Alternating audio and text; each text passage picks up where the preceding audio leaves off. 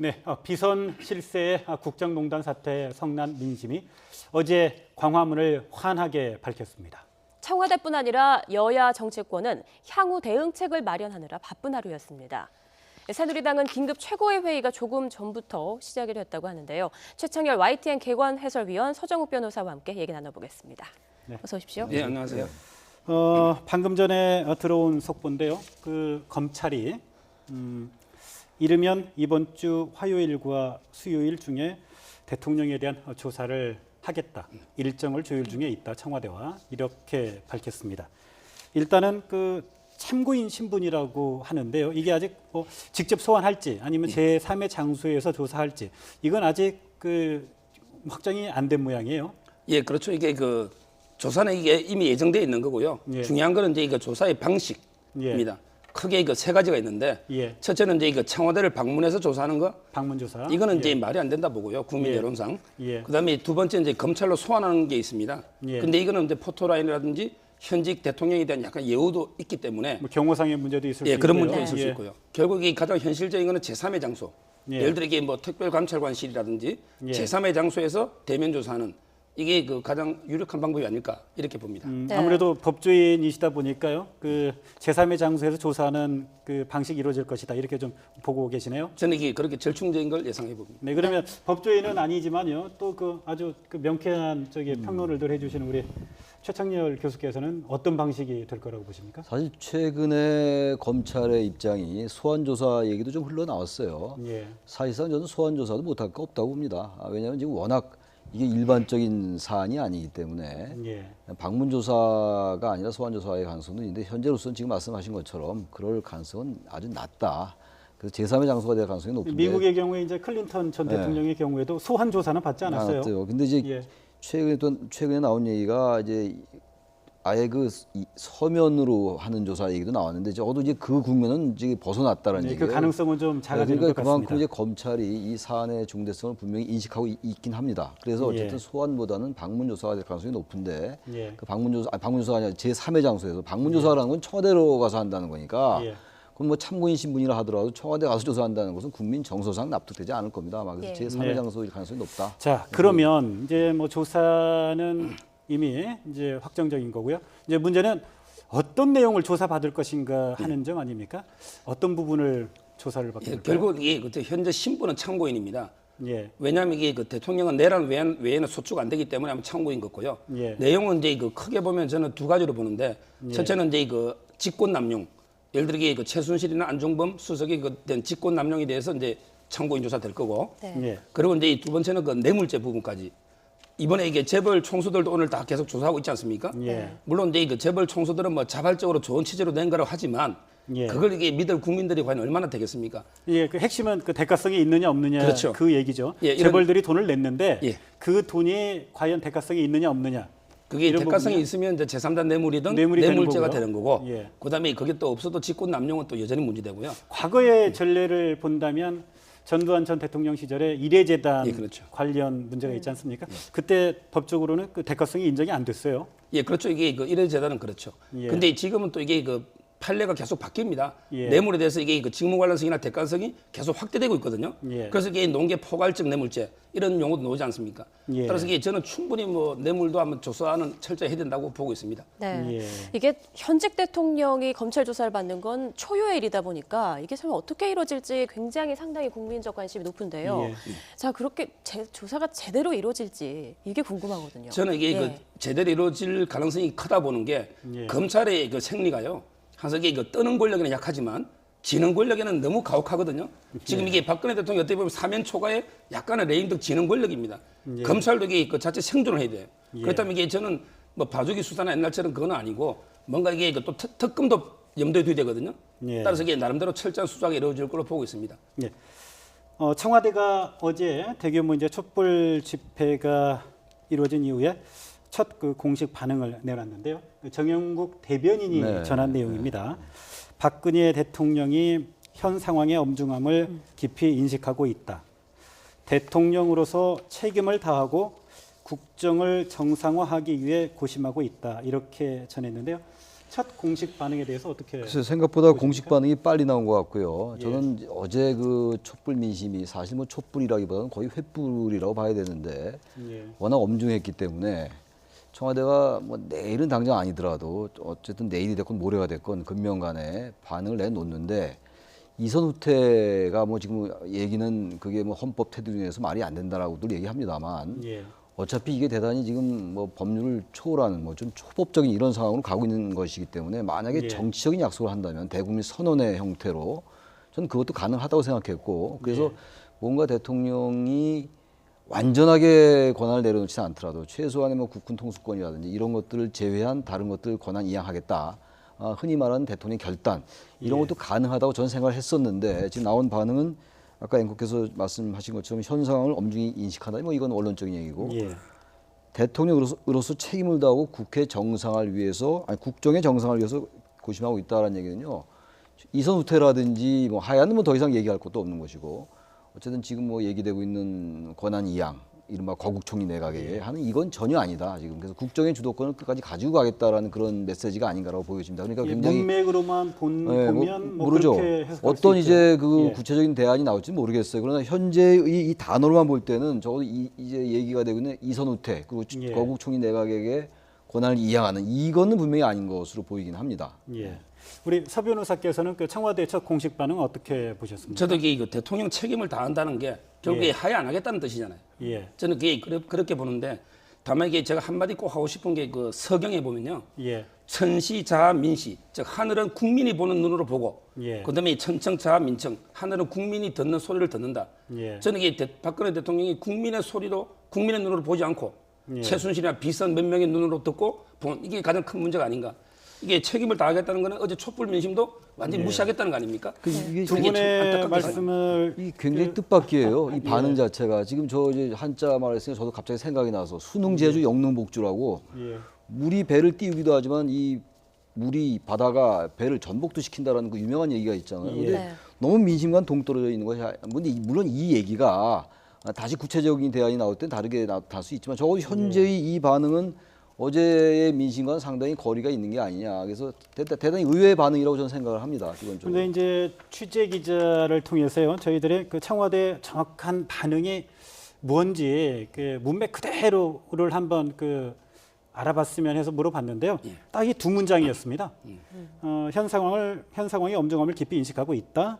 대통령으로서 책임 다하고 국정 정상화 위해 고심하고 있다. 이 두 문장이 전부더라고요. 그러니까 이게 그 행간의 의미를 읽어야 되는데요. 예. 앞부분은 이제 엄중하게 인식한다는 것은 원론적인 이야기고 예. 결국 중요한 거는 이게 그 대통령 책임을 다한다. 예. 하야한다는 거는 결국 책임을 다하는 게 아니잖아요. 예. 따라서 이게 그런 의미로 저는 읽어야 된다 봅니다. 네, 오늘 오전에 또 한광욱 비서실장 주재로 청와대가 이제 어떻게 대응할지 회의가 이뤄진 걸로 알고 있는데요. 앞으로 제3회 세 번째 대국민 담화가 있을 가능성도 있다. 이런 얘기들도 일각에서 있던데 어떻게 뭐 보십니까? 그럴 수도 있지만 이게 네. 그 이때까지 이게 대통령이 사과할 때마다 오히려 이게 더 불 붙는데 기름을 부은 거거든요. 네. 따라서 이게 제3회 대화 아니라 제4, 5 놓더라도 정말 이게 내용이 국민의 어떤 요구에 부합하지 않으면 저는 이게 3차, 4차 담화가 중요한 건 아니라 봅니다. 예. 자, 정치권으로 좀 이야기를 좀 넘어가 볼까요? 새누리당이 오늘 하루 아주 굉장히 긴박하게 움직였어요. 오늘 오후 2시에는 그 비주류 중진 중심으로 비상 시국회의가 열렸고요. 또 뒤이어서는 이제 주류 중심의 그 지도부 회의가 열렸는데요. 자, 먼저 오늘 그 비상시국회의 우리가 이제 속보로도 전해드렸습니다만 굉장히 좀 강도 높은 표현들이 나왔습니다. 김무성 전 대표는 박근혜 대통령 이제 뭐 탄핵의 길로 가야 한다라는 말을 냈고요. 또 유승민 그 의원의 경우에는 대통령도 새누리당도 이제 모든 것을 내려놔야 한다. 뭐 이런 이야기를 했습니다. 오늘 회의 어떻게 보셨습니까? 저는 이게 그 비주류 요구가 아마 세 가지 정도로 볼 수 있는데 첫째는 이제 이거 대통령 이선 퇴진 또는 이게 그 탄핵 절차 돌입 예. 이 부분하고요. 그다음에 이거 이정현 대표 친박 지도부 사퇴 예. 그리고 이제 그 친박 지도부 지금 이선 후퇴하고 그다음에 세 번째는 재창당 수준의 이제 이거 혁신 예. 이 세 가지가 지금 요구로 놓았고요. 예. 저는 이 세 가지 요구 다 상당히 정당하다 봅니다. 예. 왜냐하면 이게 친박 지도부가 지금까지 버티고 있는데요. 예. 저는 이게 대통령 어떻게 보면 이름 팔아서 뺏지란 사람들 아닙니까? 친박 지도부가. 네. 저는 이게 대통령이 이렇게 위기 상황에 스스로 전부 내 탓이 아니다. 남 탓으로 돌리고 책임지는 사람이 없다는 게 참 맞지 않다 봅니다. 네. 이제 조금 전부터 이제 이정현 대표 주재로 이제 그 주류 지도부죠. 최고위원 회의가 열리고 있는데요. 오늘 최고위원 회의에서 어떤 내용들이 논의가 될까요? 그러니까 지금 이제 뭐 당이 발전적 해체를 통해서 재창당해야 된다라는 얘기도 나오고 대통령이 하야 뭐 퇴진 얘기까지 나오는 상황이에요. 예. 지금 새누리당에서. 근데 계속되는 얘기입니다만 이정현 대표의 사퇴가 사실 뭐 큰 핵심 변수도 아니에요. 사실 솔직히 말씀드려서. 예. 그럼에도 불구하고 이정현 대표는 이 상황에 대해서 단순하게 도의적 책임이 아니라 예. 실질적인 책임이 꽤 많은 정치인이거든요. 예. 굳이 뭐 이번 정권에 그 홍보수석을 했다, 뭐 정무수석을 했다 이런 차원을 떠나서 어쨌든 새누리당은 지금 우리 서 변호사 말씀처럼 이번에도 최순실 게이트 전에 말이죠. 국정감사 때도 청와대를 굉장히 비호하고 그리고 우병우 수석의 그 운영 출석까지도 안 된다라는 입장을 보였던 당이 새누리당이에요. 물론 이제 비박과 친박 간에 뭐 결의 차이는 좀 있습니다만 그래서 일단 이정현 대표가 지도부에서 물러나야 된다. 그리고 뭔가 그런 다음에 어떤 사태의 해결의 단초가 열리는 것이지 그러지 않고 계속 그 뭐 지도부 사퇴도 아니다라는 걸 보니까 국민들은 사실상 새누리당의 저 뭐 사퇴 비사퇴는 별로 관심도 없어요 지금. 근데 아직도 새누리당은 지금 사퇴다 비사퇴다 얘기하고 있는 상황이고 사실 친박이라는 용어 자체가 의미가 없는 상황 아니겠어요? 예. 지금.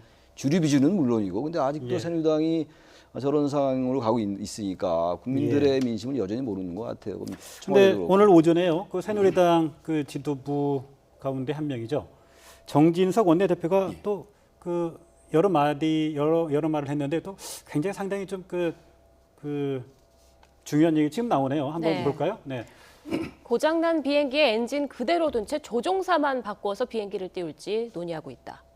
자, 예, 이런 이 발언이었어요. 문맥 그대로만 본다면 이게 또 대통령의 이선 후퇴나 하야 이걸 그 시사하는 발언으로 보이거든요. 예, 전체 이게 문맥을 보면 아마 대통령 엔진을 그대로 두면 대통령 그대로 둔다는 뜻이니까 예. 예. 퇴진이나 하야 염두에 둔 발언이 맞고요. 예. 근데 이거 앞뒤를 좀 더 읽어보면 정진석 대표에게 그 엔진이 두 개가 있는데 예. 하나는 이게 대통령이라는 엔진은 고장 났고 이 행정부 쪽에 이제 엔진이 고장이 났고 예, 이제 국회 국회라는 쪽에 엔진이 엔진만 하나 남아 남아 있는데 있다 국회가 이런 중심이 이야기죠. 된다 이런 이야기인데 예. 지금 이게 국민 여론은요. 예. 국회도 이게 대통령 못지않게 여론이 안 좋거든요. 그러면 엔진 두 개가 다 지금 저는 이게 망가졌다 둘 다 이렇게. 고장 났다 봅니다. 일대 정치 혁신이 필요하다 봅니다. 예. 아예 뭐 비행기 를 바꿔야 된다. 뭐 완전히 엔진 두 개가 다 뜬금없이 고장냈기 때문에 이제 비행기 자체를 바꿔야 된다 예, 저는 이런 그렇게 말씀이시군요. 봅니다. 기본적으로요 대통령의 결단이 필요합니다. 이런 얘기는 정말로 공허할 수가 있어요. 너무 예. 당위론적이고 원론적인 얘기입니다만 그것이 전제되지 않고는 모든 게 백약이 무효입니다 지금. 예. 그런 상황에서 지금 현재 나온 반응이 국정 정상화에 힘쓰겠다라는 얘기를 하니까 어쨌든 상황 변화는 기대하기 어렵지 않냐. 그렇다면 이 상황은 점점 더 악화될 수가 있고 예. 예측치 못한 상황으로 갈 수도 있다. 그래서 뭐 3차 대국민 담화 이런 것들은 정말 의미가 없지 않을까 그런 생각이 듭니다. 네. 우리가 이제 앞서도 이제 오늘 청와대의 그 첫 공식 반응에 대해서 좀 이야기를 했습니다만 일단 뭐 청와대 공식 반응을 그 문맥상으로만 본다면 뭐 이선 후퇴나 하야나 뭐 이런 부분들에 대해서는 일단 뭐 고려하지 않고 있는 듯한 발언인데요.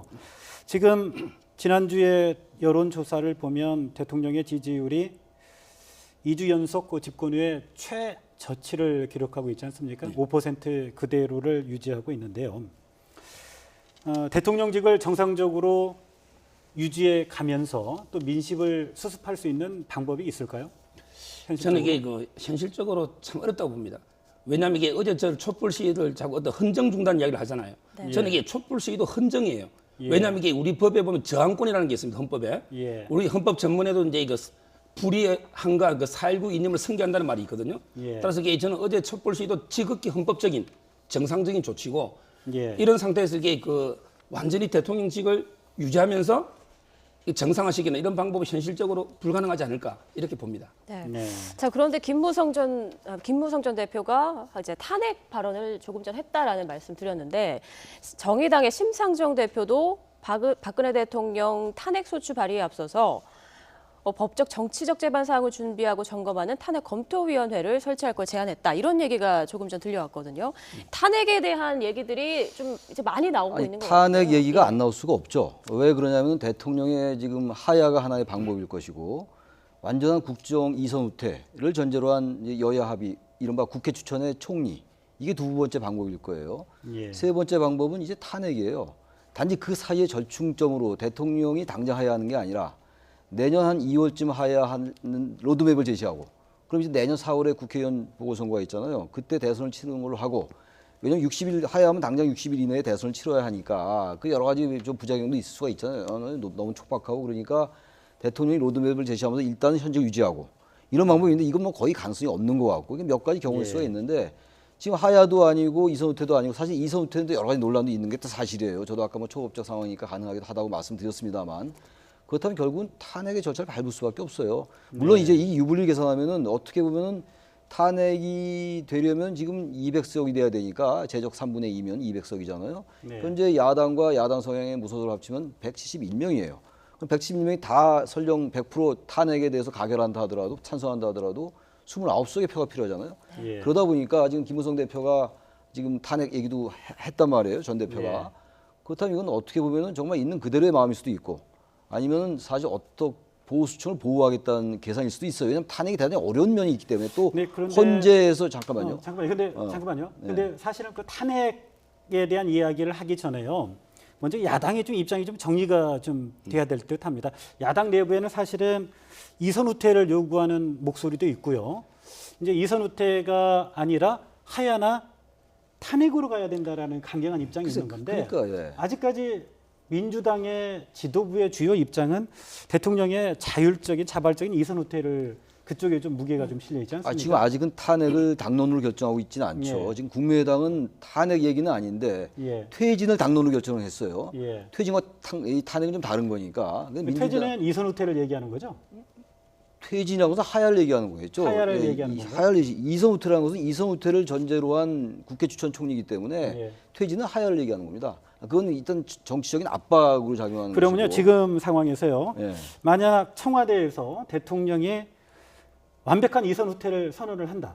그러면 과연 민주당이나 국민의당 야권에서 그 제안을 받아들일 수 그럼 있을까요? 받을 수밖에 없죠. 만약에 이 완전한 이선 후퇴를 전제한다면은 완전한 이선 후퇴가 대단히 어렵긴 합니다만 그건 야당이 안 받을 도리가 없어요. 예. 왜냐하면 지난번에 야당이 요구했던 게 뭡니까? 몇 가지 조건이 있었지만 어쨌든 핵심은 국정 이선 후퇴를 전제로 한 국회 추천 총리였단 말이에요. 근데 네. 대통령이 그냥 일상적으로 실질적인 내각의 통할권을 보장하겠다 그러면서 국회 추천 총리를 제안했기 때문에 거부했던 거거든요. 네. 근데 만약 대통령이 거의 전권을 내려놓겠다, 권한 이양하겠다라고 한다면 야당이 그 협상에 안 응할 도리가 없죠. 그건 명분이 전혀 안 됩니다. 예. 우리 서 변호사께서는 어떻게 저는 이게 보십니까? 완전한 이선 후퇴라는 게 말이 안 되는 게요. 예. 외교 국방까지 모든 걸 이선 후퇴하면 물러나야죠. 예. 굳이 이게 청와대 유지하면서 비용 들여가면서 유지할 이유가 없잖아요. 사실상 완벽한 이선 후퇴는 하야나 그렇죠. 마찬가지 그러면 상황이다 깨끗하게 이렇게 물러나는 게 보시는 맞고요. 거군요. 그다음에 예. 탄핵에 대해서 간단히 한 말씀 드리면 예. 노무현 대통령 때는 탄핵이 헌법재판소에서 2달 만에 됐어요. 예. 그런 게 무슨 말이냐면 노무현 대통령은 이미 다 언론 보도가 돼가지고 그 발언이 탄핵 사유가 아니냐. 예. 맞냐 이것만 판단하면 되거든요. 사실은 근데 노무현 전 대통령의 그 직무가 정지된 상황에서요. 그때는 국가 원수의 역할을 사실은 총리가 네, 고건 했어요. 총리가 했었죠, 예. 그때. 완벽한 역할 대행을 하지 않았습니까? 근데 이번에는 다른 게요. 예. 이번에 이게 박근혜 대통령의 그 범죄 혐의가 참고인밖에 안 되기 때문에 예. 헌법재판소 심리하는 게 180일 이내 하게 돼 있습니다. 예. 그럼 이게 탄핵 절차 밟는데 몇 달 걸리고 예. 헌재에서 180일 가면 임기 끝납니다. 예. 따라서 이게 탄핵이 과연 의미가 있는가 생각이 들고 실효성 그다음에 탄핵이 측면에서 좀, 의결되면 의문이 지금 있다. 누가 합니까? 황교안 총리가 하게 돼 있습니다. 예. 그럼 이게 야당에서도 아무 실익이 없다는 거죠. 그렇다면요 하야도 안 되고 탄핵도 현실적으로 잘 가능성이 없고 이선 후퇴는 뭐 헌법적으로 안 된다고 하면 그런 방법이 뭡니까? 그래서 사실은요 이 이선 후퇴가 분명히 헌법적으로 문제가 있어요. 대통령이 아무것도 안 한다는 건 헌법 위반이에요 사실은요. 왜냐하면 총리는 현재 헌법 86조 2항에 대통령이 명을 받아서 행정각부를 통할한다 이렇게 됐거든요. 그게 바로 대통령이 엊그제 얘기했던 실질적인 통할권이라는 얘기거든요. 사실 따지고 보면 실질적인 통할권은 원래 헌법에 나와 있는 겁니다. 그래서 이선 후퇴라는 것은 모든 걸 내려놓으라는 얘기인데 지금 말씀처럼 모든 걸 내려놓는 게 현실적으로 가능하냐. 단지 정책 약속이기 때문에 그것을 안 지키면 또 다른 엄청난 국민의 저항에 붙일 수 있으니까 가능하긴 한데 실질적으로는 대단히 어렵다라는. 그래서 나온 얘기가 결국 하야나 퇴진 쪽으로 결국은 귀결될 수밖에 없다. 근데 지금 나온 얘기는 국정 정상화에 힘쓰겠다고 나오니까 이 상황이 굉장히 더욱더 악화될 가능성이 높다라고 보여지는 거죠. 네, 아무튼 그 지금 상황에서요, 그 전국 수습책으로 이제 여러 가지 가능성들이 나옵니다만, 이제 첫 번째가 이제 대통령의 그 이선 후퇴, 그리고 두 번째가 이제 대통령의 자율적인 자발적인 하야, 그리고 세 번째가 탄핵. 아무것도 이루어지지 않았을 때 야권이 취할 수 있는 게 이제 그 탄핵 방안 아닙니까? 그런데 사실은 이선 후퇴를 바라보는 야당 내 입장도 정리가 되어 있지 않기 때문에요. 그렇죠. 청와대나 또 여권에서는 이러저러한 야당 측의 요구대로 제안을 했는데 번번이 야권이 거부해서 또 대화가 되고 있지 않다. 뭐 이런 이야기들 좀 해요. 그렇다 보니까 지금 뭐 대통령과 영수회담을 한 해 만에 이런 것들도 이제 얘기가 그 제안만 됐지 실질적으로 이루어지지 않고 있거든요. 이제 그런 부분들이 좀 정리가 돼야 될 것 같은데. 어떻게 탄핵은요. 그런 아까 여러 가지 현실적인 어려움을 얘기했습니다만 하야도 안 되고 이선 후퇴도 안 된다면 예.